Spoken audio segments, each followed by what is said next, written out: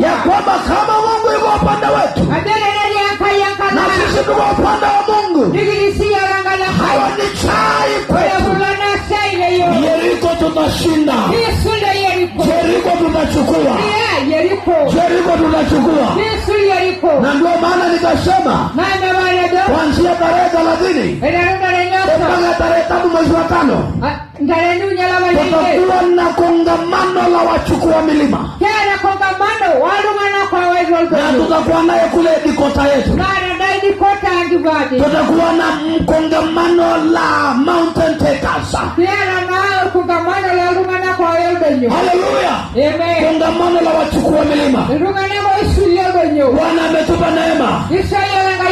Bwana ametupa neema. Tutamiliki Jericho. Tutamiliki Judea. Tutamiliki Samaria. Mpaka miisho ya dunia.